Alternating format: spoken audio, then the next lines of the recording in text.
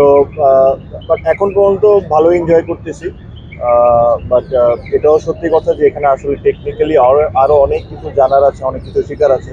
তো এটাকে প্রফেশন হিসাবে যদি নিই তাহলে এই সব জিনিসগুলো শিখতে হবে। আমরা সবাই আশা করছিলাম এর চেয়ে আরো ভালো হবে, কারণ উইকেটে তেমন খুব বেশি একটা কিছু ছিল না কম্পেয়ার টু প্রথম দিনের। তো ডিসঅ্যাপয়েন্টেড তো অবশ্যই, আমরা চাচ্ছিলাম যে অ্যাটলিস্ট বাংলাদেশ ইন্ডিয়ার রানের কাছাকাছি করুক, তাহলে খেলাটা একটু ইন্টারেস্টিং হবে। আপনি তো টেস্ট থেকে এখনো অবসর নেননি, চলতি বছর আরো আমি আপনাকে বলেছি যে আমাকে নিয়ে কোনো প্রশ্ন না। জাস্ট আপনার কাছে তামিম ভাই মনে হয়েছে কিনা যে উইকেট অনেক বেশি কঠিন ছিল বাংলাদেশের জন্য, নাকি বাংলাদেশের ব্যাটাররা আসলে ঠিকভাবে আসলে যেভাবে রিড করা দরকার ছিল ইন্ডিয়ান পেসারদের বা কোয়ালিটি পেসারদের সেভাবে আসলে রিড করতে পারেনি? হ্যাঁ, উইকেটটা কঠিন এটা বলবো না, বাট কিছু দারুণ ডেলিভারি ছিল, কিছু ব্যাড শর্ট সিলেকশন ছিল।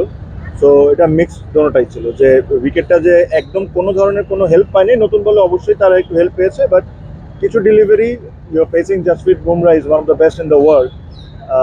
তো কিছু delivery was very good, but সাথে আমরাও কিছু ভুল শট খেলেছি। আমাদের টেস্ট টেম্পারমেন্ট এখনো আসছে না, আমাদের টিমের মোটামুটি অনেক দিন ধরে খেলছে। লাস্ট টেস্ট ম্যাচে আপনারা বলছেন সব বদলে গেছে, অর্ধেক টেস্ট যেতে যেতে না আপনি আবার চেঞ্জ হয়ে গেছেন। তো আমার কাছে যেটা মনে হয়, একটা সিরিজ জিতলে এই কথাটাও বলা উচিত না, আর একটা ম্যাচ খারাপ খেলে এটা চেঞ্জ করা ফেলা উচিত না। টেস্ট ক্রিকেটে আমাদের এখনো অনেক কিছু শিকার আছে, অনেক কিছু ইমপ্রুভমেন্টের বাকি আছে। আমরা অলমোস্ট 20 বছর ধরে খেলছি, আমাদের পারফরমেন্সটা যে জায়গায় থাকা উচিত ছিল ওই জায়গায় নাই, এটা আমি এগ্রি করি। আমি এটা বলছি যে আমি যখন খেলছি তখনও একই কথাই আমি বলতাম, যে যে জায়গায় থাকা উচিত ওই জায়গায় হয়তো বা নাই। বাট একটা দুইটা খেলায় যদি আমরা জিতি, তাহলে এটাতে পুরো চেঞ্জ করে ফেললেন না আপনারা। এটা কিন্তু প্লেয়াররা কোনো সময় বলে না যে আমরা এখন থেকে খুব দারুণ টিম হয়ে গেছি। হ্যাঁ, কিছু অ্যাচিভমেন্ট যেটা হয়েছে এটা অবশ্যই প্রেস করা উচিত। পাকিস্তানে যা বাংলাদেশ টিম করেছে ইট ইজ আনবিলিভেবল।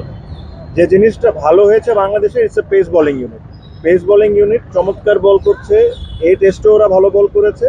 আনফর্চুনেটলি ব্যাটিংটা যতটুকু ভালো হওয়ার কথা ছিল, উচিত ছিল হয়তো বা তা। আমি লিটনের ব্যাপারে একটা কথা বলি, this particular shot he has played a million Times, he has scored a lot of runs. হয়তো বা আজকে এক্সিকিউশনটা ঠিক ছিল না, হয়তো বা সময়টাও ঠিক ছিল না, বিকজ ওই একটা সময় বাংলাদেশের সুন্দর একটা পার্টনারশিপ হচ্ছিল, প্রায় 50 রানের উপর পার্টনারশিপ হয়েছে। তো ওই পার্টনারশিপটা যদি একটু বড় হইতো তাহলে আমরা হয়তো বা একটু বেটার পজিশনে থাকতাম। থার্ডের স্ট্র্যাটেজিটা কি হতে পারে তামিম ভাই? মানে এই অবস্থা থেকে আসলে এখনো মনে হয় কিনা বাংলাদেশ ঘুরে দাঁড়াতে পারে? Difficult, ভাইয়া, very difficult, but cricket is an uncertain game. Anything can happen, but if you want my honest opinion, it is very difficult.